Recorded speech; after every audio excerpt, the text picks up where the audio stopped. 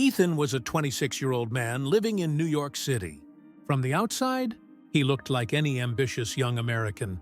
Degree in business, big dreams, and the kind of energy that makes people believe you'll make it one day. But reality told another story. After graduating, Ethan bounced from one job to another. He could never settle, never feel satisfied. His friends seemed to have it all together. Some were climbing corporate ladders, some were starting families, others were buying their first homes. Ethan, meanwhile, was still trying to figure things out. One day, he finally decided to take a bold step, start his own online business. He invested all his savings, maxed out his credit cards, and worked day and night to make it succeed. He sacrificed sleep, weekends, and even time with his family. But after just 6 months, the business collapsed. No profit, no investors, only piles of debt. His parents worried about him.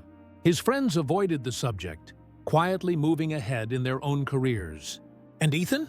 He stared into the mirror each morning with a sinking heart, whispering, "What's wrong with me? Why can't I succeed when everyone else can?" The pressure became unbearable. One summer afternoon, Ethan opened his laptop only to see another rejection email from an investor. His chest tightened, his hands shook with rage as he slammed the laptop shut. He couldn't breathe inside that tiny apartment. So he threw on his sneakers and walked aimlessly through the crowded city streets, past honking taxis and glowing billboards, until he found himself in a quiet park. He sat down heavily on a bench, burying his face in his hands. His mind screamed, "Maybe I should just quit. Maybe I should go back to my parents' house. Maybe I should settle for an ordinary life. Maybe I was never meant to succeed at all." He sat there, lost in despair, convinced his story was over. But then, something caught his eye.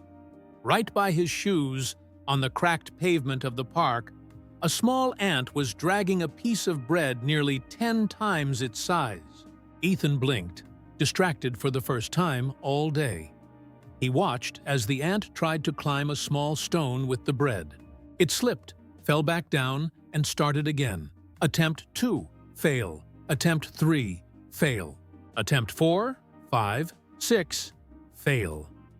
Each time, Ethan expected the ant to give up, to abandon the bread and walk away. But it never did. Its tiny legs shook. Its body looked too small for the task, but it clung to the bread with unshakable determination. Ethan leaned forward, whispering bitterly, "Why don't you just give up? It's impossible." But the ant didn't listen. It tried again, and finally, on its 10th attempt, the ant climbed over the stone, still holding the bread, and kept moving forward without stopping. Ethan froze. His anger and self-pity melted into silence. That tiny insect had just accomplished something he couldn't. It refused to quit, despite failure.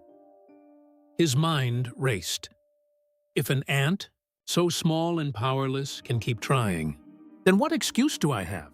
I'm stronger, I'm smarter, I have more opportunities, and yet I give up after 1 or 2 failures? No. I need to be like that ant. For the first time in months, Ethan felt a spark inside, a flame of determination he thought had died long ago. The next morning, Ethan woke up with a different mindset. He didn't throw away his failed ideas. He studied them. He listed every mistake he had made in his first business. He read books, took online courses, and reached out to mentors for advice. Instead of chasing big investors, he started small. He sold his products locally, then slowly expanded online. He stopped expecting overnight success and focused on steady growth. Every time a problem came, every time an obstacle stood in his way, Ethan closed his eyes and remembered the ant. Try again. Push harder. Don't quit. Months turned into a year.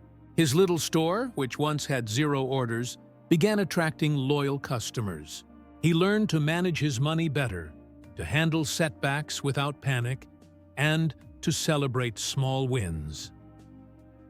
2 years later, Ethan stood in his small but thriving office, packing orders alongside his team. The shelves were stacked with products, the phones buzzed with new customers, and laughter filled the room. He looked out of the window at the glowing New York skyline. A smile spread across his face.